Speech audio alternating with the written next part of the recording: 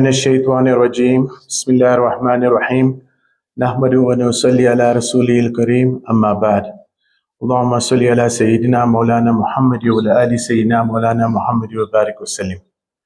Respected brothers, ulama, Mufti Sahib,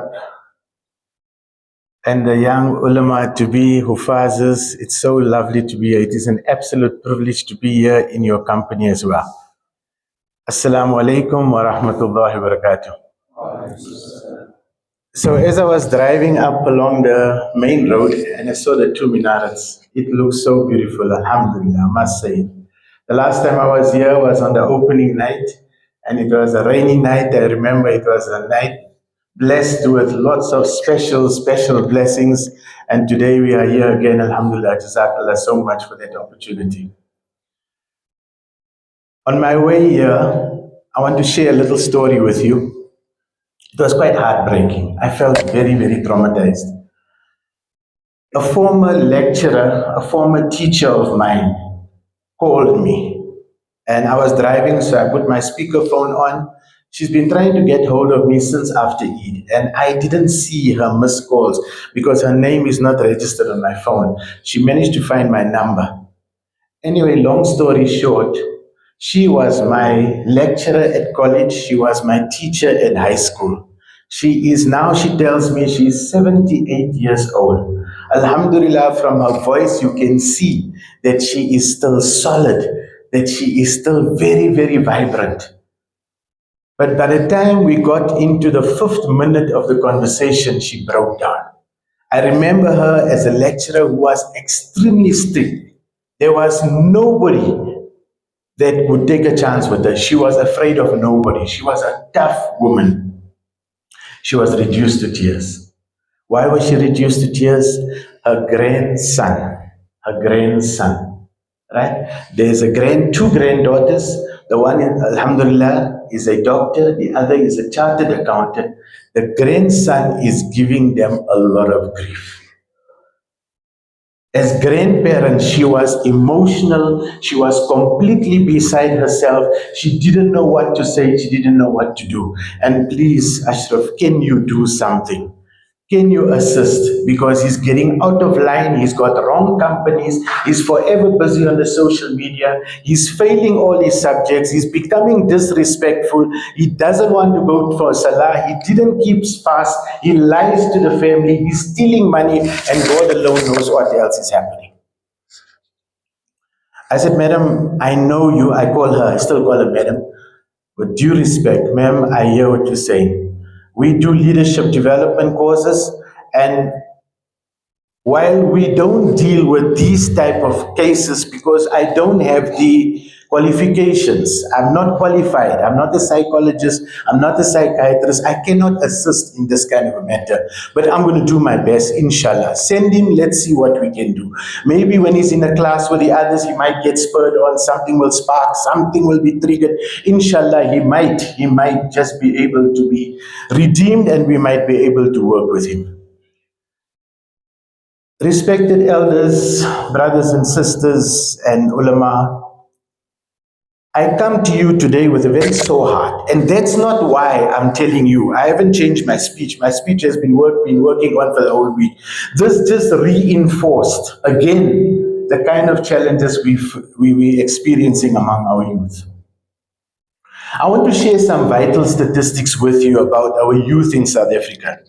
They constitute 37% of our population of 65 million in South Africa.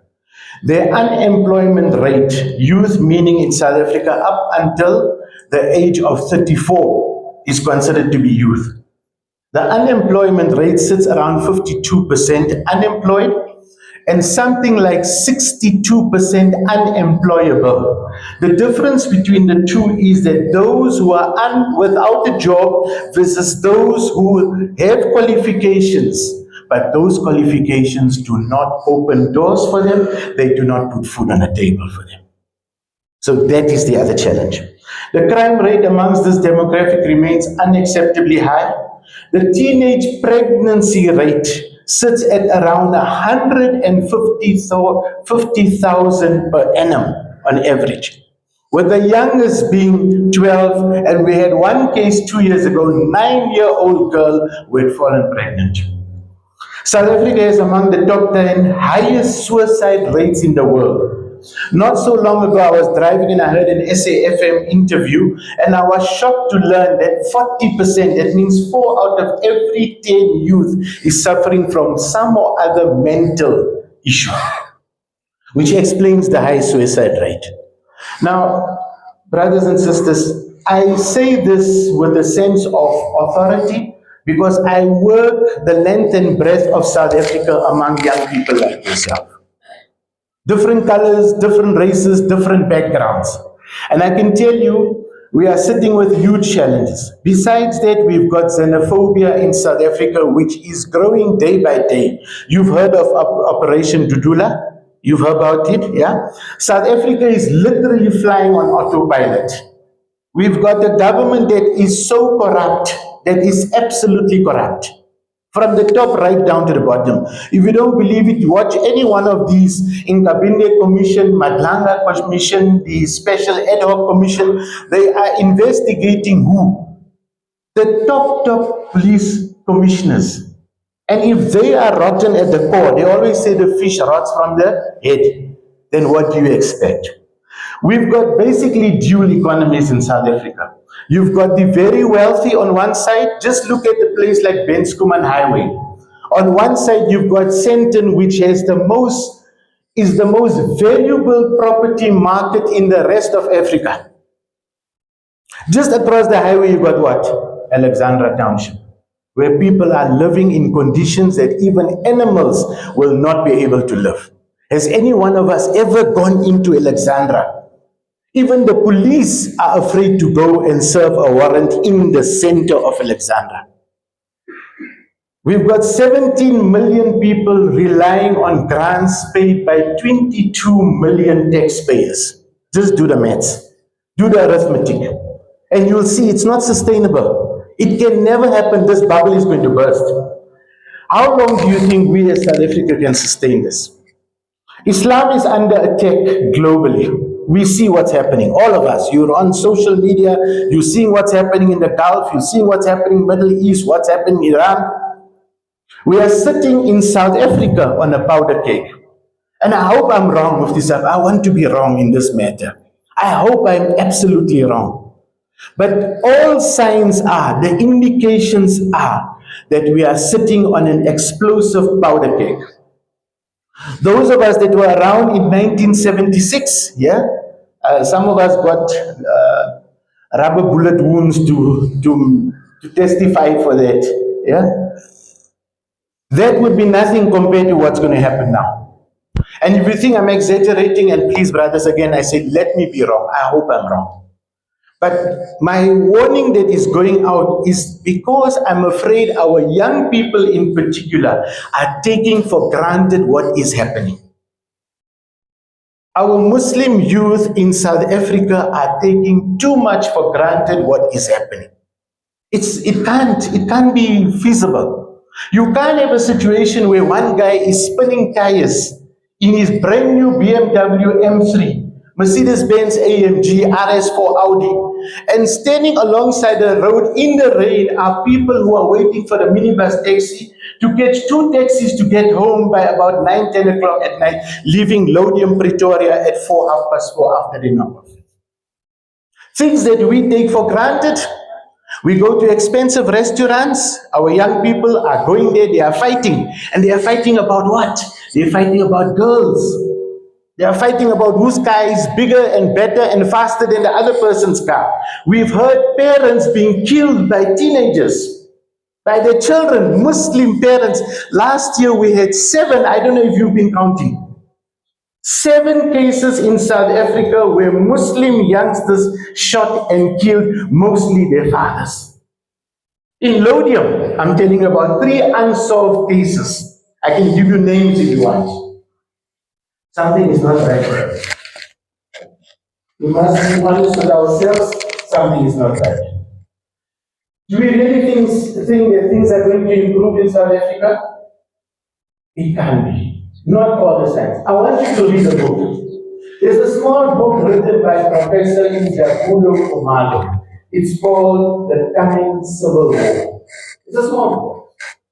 It was written in 2022, just during the COVID period. In 2022, it was written. In there, he's made an academic study.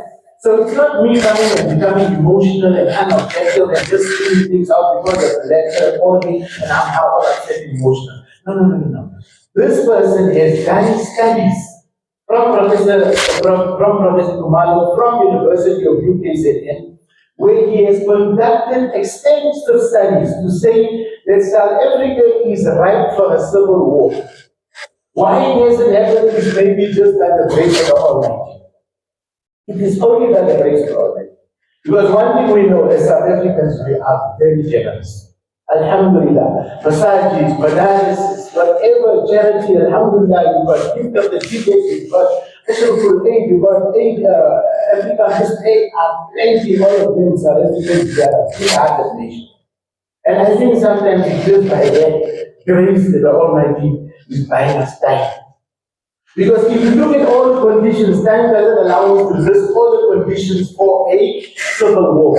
But all the conditions that are in there academically, we have ticked off the boxes. We have ticked off the boxes. 30 years after apartheid, our people are worse off than they have been before. How does that even make sense? And at what stage do you think people are going to say enough is enough? I share a small little thing with you, right? So, that's one of the purpose. Eid Salah. That's a beautiful occasion, and I'm hoping all of you will had a wonderful Ramadan and a wonderful Eid. After Eid Salah, I won't give you the name of the masjid. We walked out there to cancel all the Eidas because it was raining. As we walked out, right, all of us dressed in our latest, we now have boutique designer kurtas, but anyway, we were walking out, and on either side, outside the masjid of the street, there was literally a guard of honor from beggars that had come from the local informal center. Now, you know how awkward that feels, right? You first you don't have cash, who do you give, who don't you give? You're all waiting with buckets, little buckets, I call them little bowls, ice cream buckets, waiting for something in there. In the hope that you give them something. Respected elders and brothers, it's heartbreaking to see that in a country that is rich in mineral resources, we have so many people who go to bed hungry.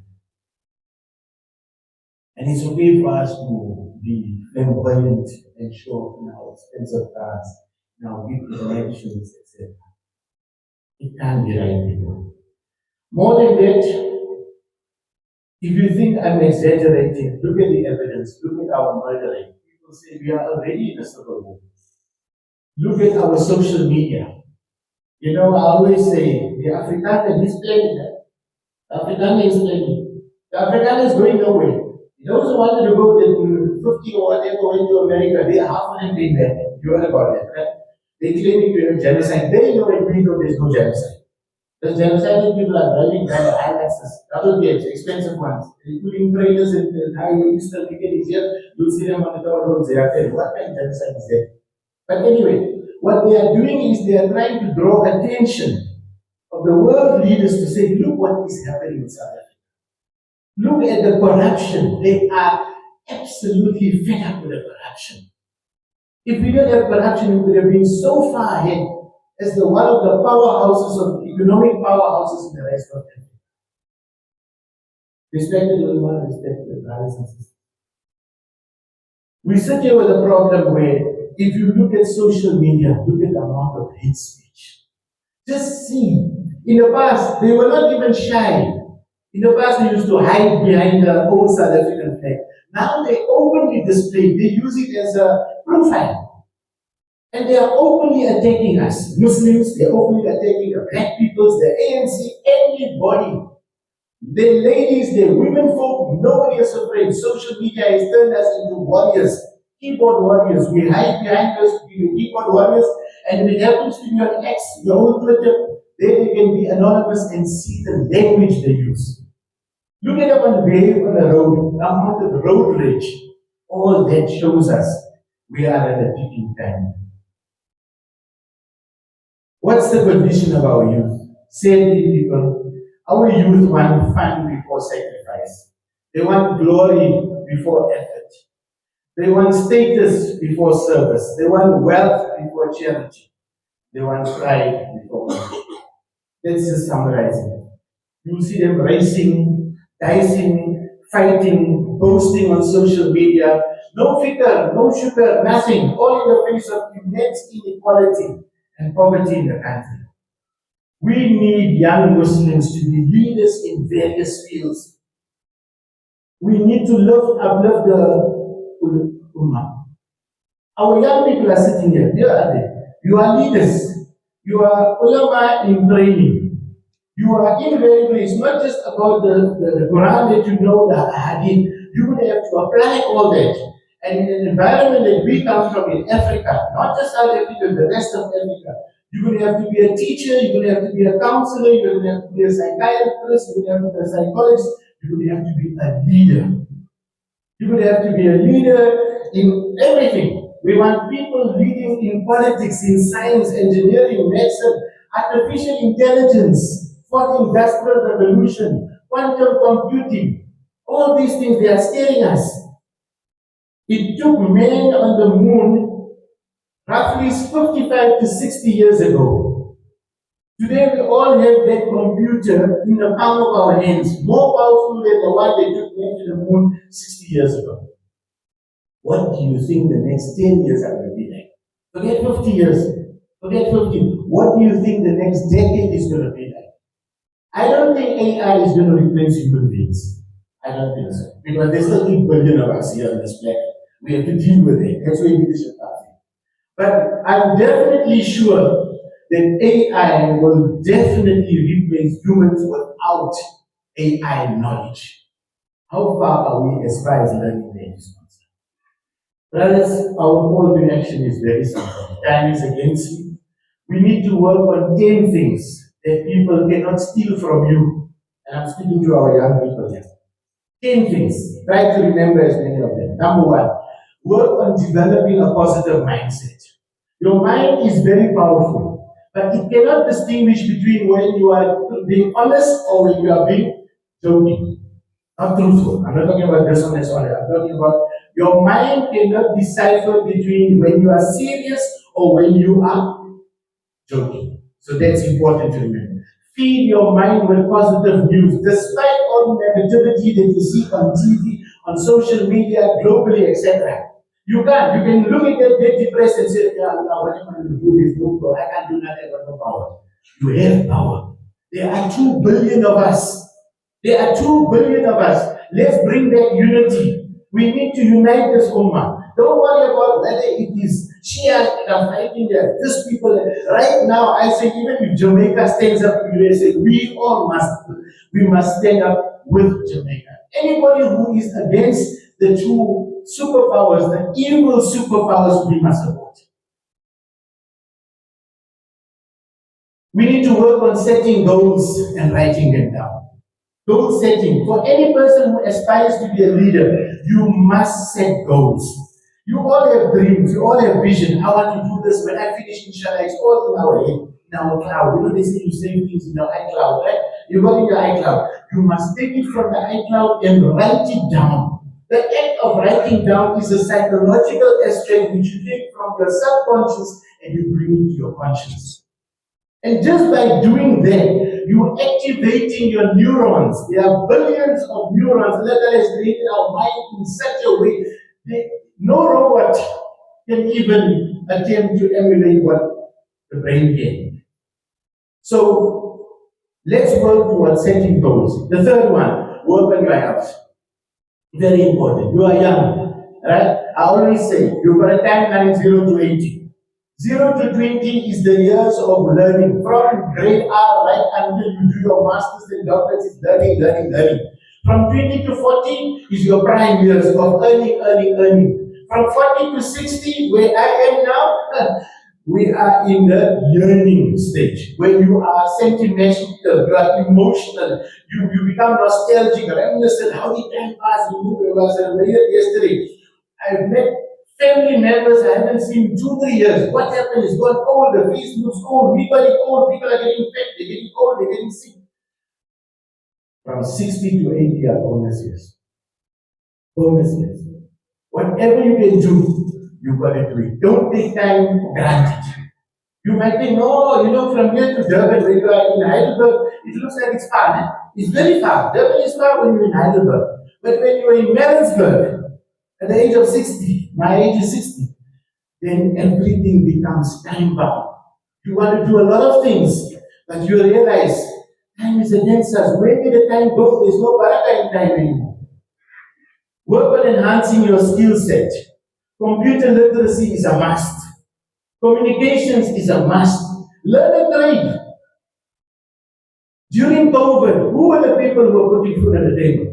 So many of us, they told us, boss, we don't need training. Sit quiet, we'll see when things are better. Electricians, plumber, tiler, builder, construction workers, people that we tend to take for granted, they are putting food on the table. So yes, you can still be earning, but learn a trade as well. So that when things become tough, you want a fallback, a plan B as well, inshallah. Work on your work ethic. Hard work never kill anybody. You won't believe it when it's happened. I tell you, we have launched this youth leadership program in Ghana. I can't get 15 people to attend on a Sunday between 7 and 11. I deliberately made it 7 to 11 because I call it the dead unproductive period. I know for a fact that people are sleeping at night or they're busy on TikTok and watching concerts. And you tell them, come for the courses, come for the classes. I have their parents coming, mothers coming. The oldest person in my class is 72 years old. Actually, he comes for the class. During Ramadan, he comes for the class. We had cold weather, we had winter kind of weather, they were coming. The young people don't want to take advantage. Work on managing true wealth creation. Time doesn't allow me, I say I'm over time already, but very quickly people, time management, financial management is critical. Money coming in, money saving, money going out. If you don't have control, if you don't manage your finances will manage you. If you don't manage your debts will manage you. And nothing else of your 9 dimensions will come right until your finances are right. Work on becoming worldly wise by reading widely. Our young people don't read. They don't read. When I was lecturing at university, I take a whole apple box full of books now during the holidays. Now I tell them, guys, during the holidays you're going to read them, and in each book I put a 10 red note. I put a 10 red note. After the semester, I tell them, I want my books back so I can give you others. Did you enjoy the books? Oh, fantastic, sir. It was awesome. I can't wait to read the second one. I said, oh, very nice. Bring the books here. I go to the books. Do you see the stem right here? Do you see the stem? They never touch the book. They never open the book. Finally, people work on developing an impeccable character by daily reviving a sunnah. And finally, work on your spiritual growth and placing Allah subhanahu wa ta'ala at the center of everything you do. The masjid has to become the heart, the soul, and the mind of every community. And really, I see so many young people here looking very energetic. Inshallah, may Allah Ta'ala make it easy for everyone. We're going through very, very difficult times. It's the end of times. If you read it, you are a better position to advise me. They say everything that is being said is as far as the minor signs of Qiyamah, we have already ticked all those boxes off. We are now entering the major signs. And maybe we might not see, I hope we don't have to, right? But definitely our children, our grandchildren will see. May Allah Ta'ala protect us all. May Allah Ta'ala grant you strength as well, inshallah. Thank you so much. Assalamu alaikum wa rahmatullahi wa barakatuh.